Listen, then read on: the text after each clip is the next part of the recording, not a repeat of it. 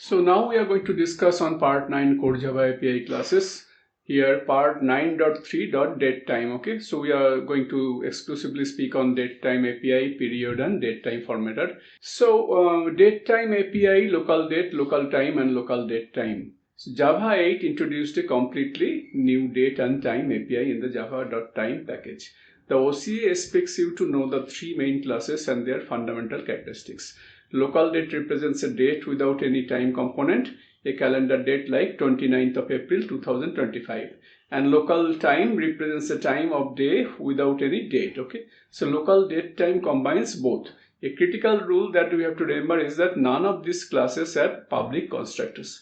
You cannot write new local date parenthesis. Okay, so you must use the static factory method. So now parenthesis, it returns the current date or time from system clock.of parenthesis creates a specific value from components. So all three classes are immutable, just like string. Every operation that appears to change a date, plus days, minus months, with year, actually returns a new object. We have to remember that the original is unchanged. This is the number one exam trap for this topic. So you'll see code that calls +days on a local date but does not assign the result to anything. The original date is then printed and it is still the original value, okay, just like string. The java.time package. So Java 8 introduced a new date and time API in java.time package. Before this, Java used date and calendar, which were difficult to use. The new API is clean, easy to use, and immutable. For the OCA exam, focus on three classes: local date, date only; local time, time only; and local date time, date plus time. So no constructors, use factory methods. You cannot use new with these classes. Instead, use static factory methods. Okay. So local date. So local date today is equal to LocalDate.now.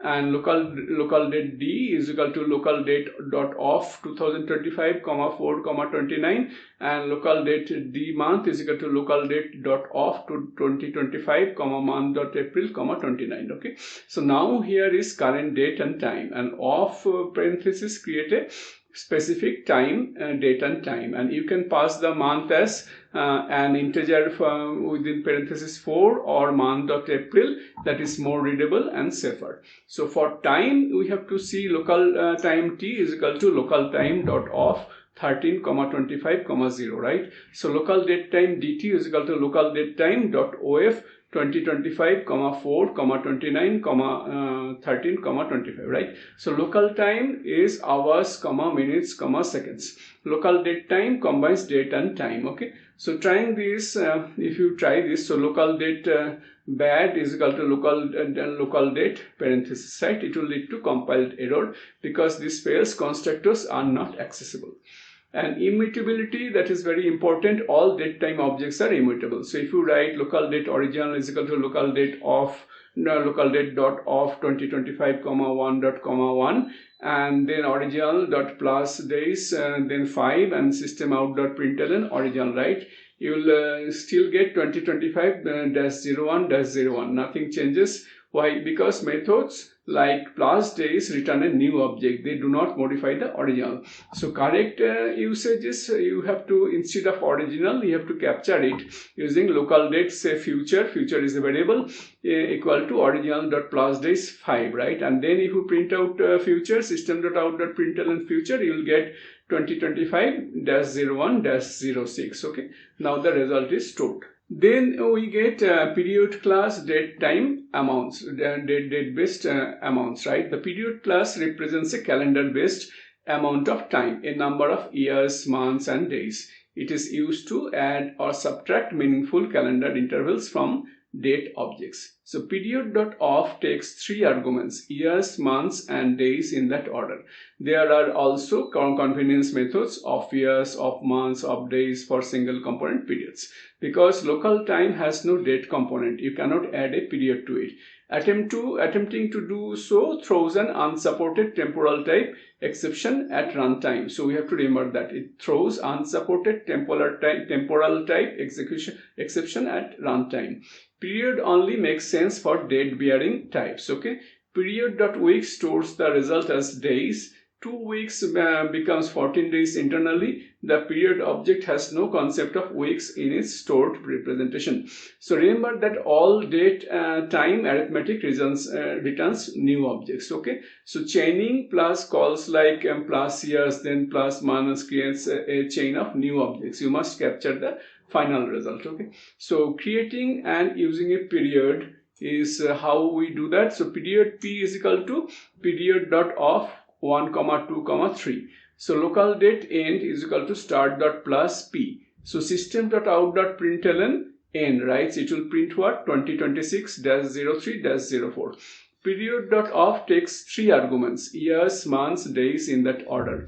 So period.of 1, 2, 3 means 1 year, 2 months and 3 days. Start is January 1st, 2025 and we add 1 year gives January 1st, 2026. Add 2 months gives March 1st, 2026 and 3 days gives March 4th, 2026. The result is captured in end. Okay.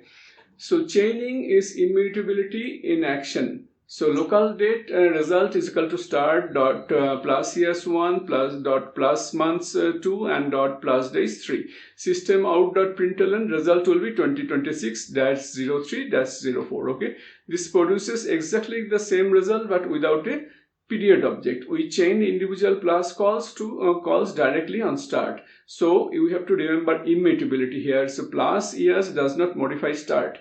It returns a new date on 1 year ahead. plusMonths is called on that new date and returns another new date. plusDays is called on that and returns the final date. Each step returns a new object and the chain passes it to the next call. Okay. So we captured the final result in result and start is completely unchanged. So still January 1st, 2025. Period cannot be added to local time. Okay, so if you have local time t is equal to LocalTime.of 10, 0, then t plus within bracket period on dot of days 1 and it will lead to unsupported temporal type exception. Period tells in years, months and days, calendar units. Local time holds only hours, minutes and seconds. It has no concept of a day, a month or a year. So adding a day to a time makes no sense mathematically. So Java throws unsupported exception. Okay. At runtime. So not a compile error. The compiler allows it because both types implement the same temporal interface. But at runtime, Java checks whether the operation actually makes sense and rejects it. Okay. So period can be added to local date and local date time. Both have a date component. Local time. So off weeks stores as days. Okay, so if we have period 2 weeks is equal to period dot off weeks 2, it will store as p14d. Period has no internal concept of weeks. Okay, so when you call off weeks 2, Java converts it immediately to 14 days.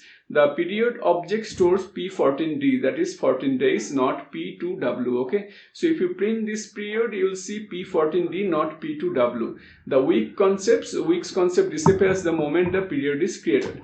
This is a small trap, but the exam does reference it. Okay, so off weeks exists as a convenience method for creating period objects, but internally weeks are always stored as days. Okay.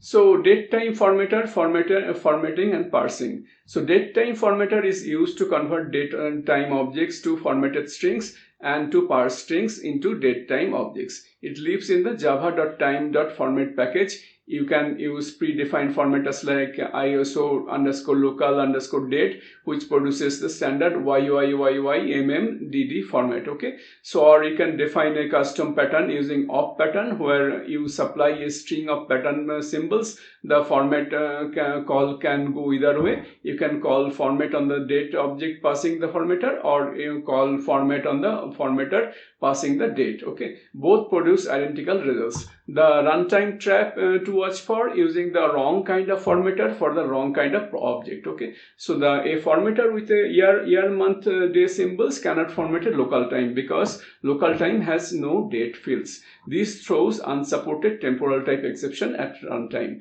The compiler doesn't catch it. Okay, So both date and time objects implement the same temporal interface, so the method called compiles. Okay. Predefined formatter, here we have system.out.println date.format, DateTimeFormatter ISO_local_date. So that leads to 2025-04-29. DateTimeFormatter comes with several built-in formatters.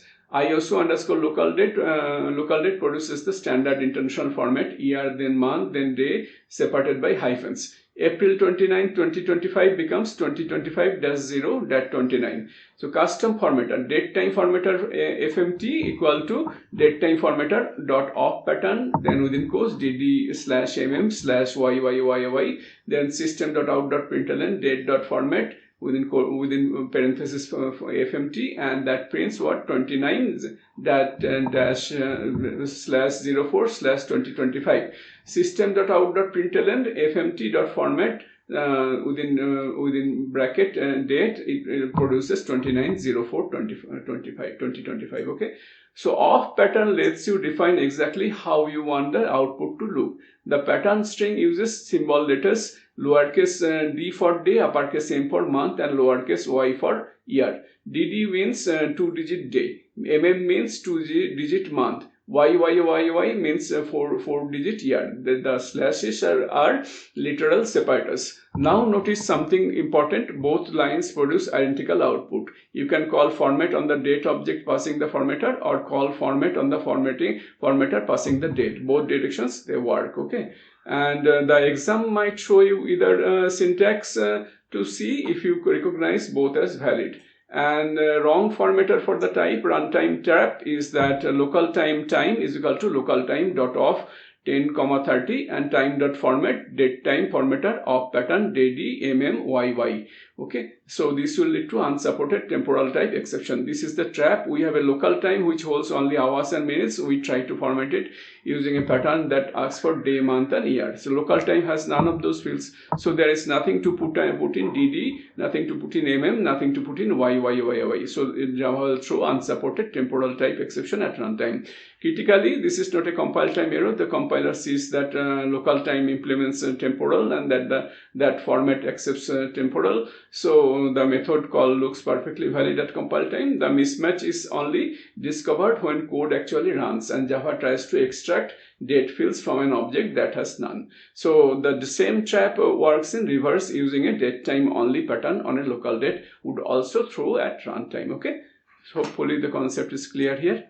And now let's get into practice question. These practice questions entirely about immutability of DateTime objects. Let's trace it carefully. So answer is actually B, 2025-01-15 and 2025-03-25. So local day is equal to local date D equal to LocalDate.of 2025, 1, 15. D holds January 15, 25, and one object in memory, D points to it. Okay. So first two operations both are discarded, d.plusMonths2, d.plusDays 10. We call plusMonths2 on D. This creates a brand new local date March 15, 2025 and returns it. But we did not assign that return value to anything. The new date object is immediately discarded. D is still January 15, 2025. Okay, so then we call plusDays 10 on D again. A new local date is created, returned and discarded. D is still January 15, 2025, completely unchanged.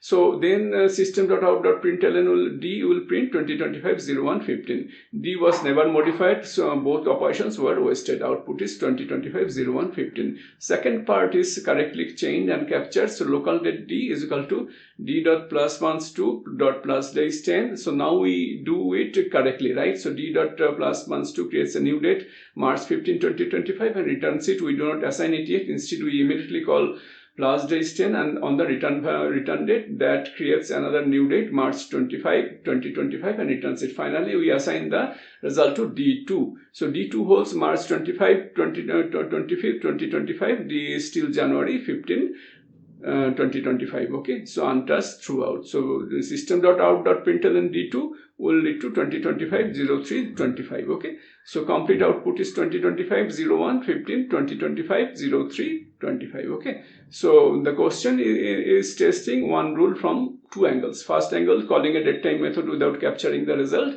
We did not capture the result, so the new date is created and thrown away. The original never changes. And second angle is chaining works correctly because each method returns a new object and the chain passes that object directly to the next method call. Okay, the final result is captured once at the end. Thank you. So if you want more such questions, you can practice 1625 questions like this at https java.learn.clustermicro.com. We have 1625 practice questions with detailed explanations, timed exam simulating real certification test, 29 full-length practice tests available. It's a fully cloud-native platform using modern databases, and you get a trial period of 3 days and 30 questions, and then another free 100 questions almost. So you can try out the website java.learn.clustermicro.com.